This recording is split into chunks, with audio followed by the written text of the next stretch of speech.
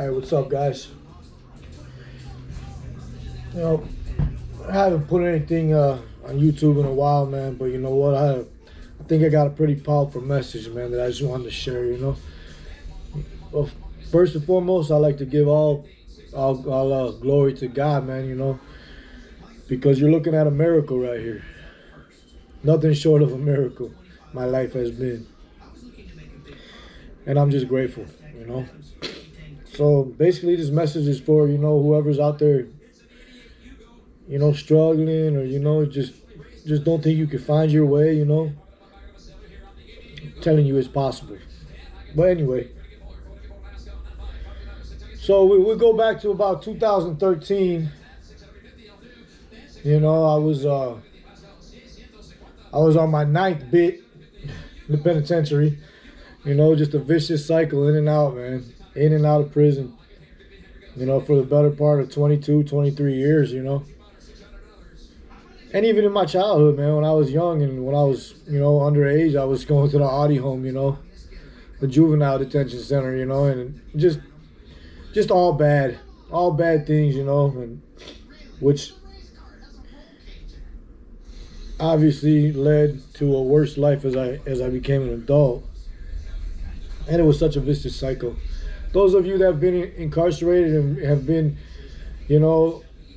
addicted to drugs or whatever it is, the criminal lifestyle, the streets that sucks you in so easy. You guys know what I'm talking about.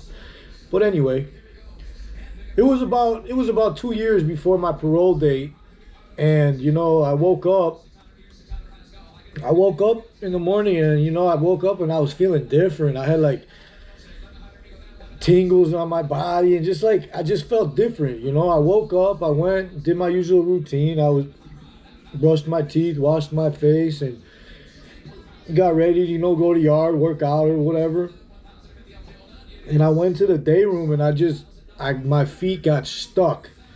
I just got planted. And I couldn't move. Like, I swear, I don't know what came over me. I think it was like an epiphany. It was God. It was a spiritual awakening. It was divine intervention. Call it what you will, but this shit happened to me, man, and it changed my life forever. I got stuck. I couldn't even move, man. I just zoned in on everything that was going on the deck. Guys over there playing cards. Guys over there watching TV. Guys over there doing push-ups. And I just looked around and I was like, I just knew this is for the birds, man. All this prison life, all this criminal activity, all this shit that I'm doing, man, I'm way better than that. That's the feeling that came over me. That's the feeling that came over me at that point. And I knew right then and there, when I got out, when I paroled, that I would never go back to prison ever again in my life. And I truly believed that. Before, I never even cared. You know what I was doing in prison? In prison, I was just getting healthy for my next run on the street, for my next run with the drugs, for my next run with the criminal lifestyle I was living. I was just going away for 3-4 years, getting healthy, lifting weights, bulking up, getting out, and going right back to the streets. I often tell people a lot of times when I talk about my past and my experience, I used to live in jail. And what I was doing was I was just visiting the streets when I got out. See, prison was my home.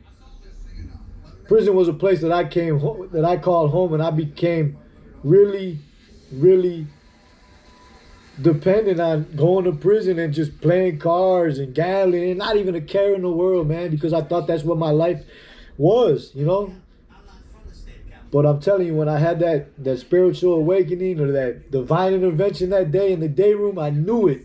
I knew I would never, ever go back to prison again, So fast forward about 2 years, and I come and I parole. And of course, I had nowhere to parole. So the parole board, they placed me in a halfway house on 73rd and Racine in Inglewood.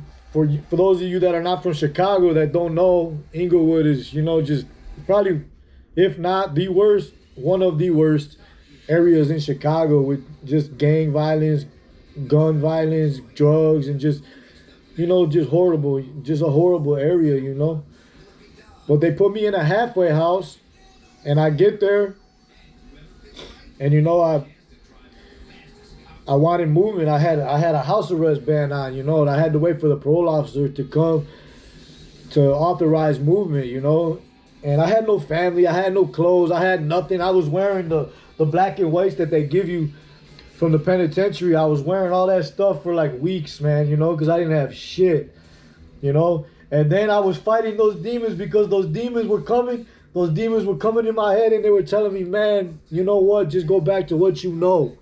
You're never going to change, man. Just go back to what you know. Go back to the streets, man. Go back to that life because that's all you know, and it's easier. That's the easy way out.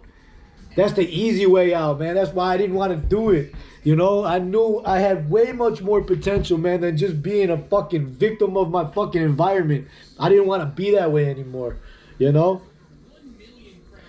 So, finally about a week later, after sitting in the house in Inglewood, and there was like 4 other guys there, that lived there with me. And, my parole officer came and they gave me movement.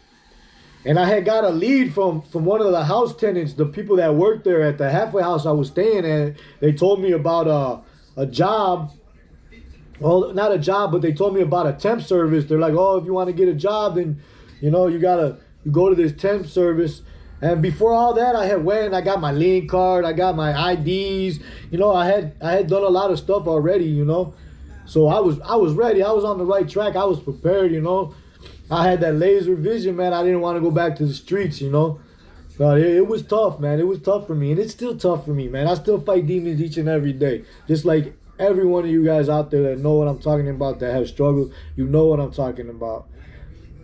It takes a different type of human being, man, to be able to fucking say, no, I don't want to live that way no more.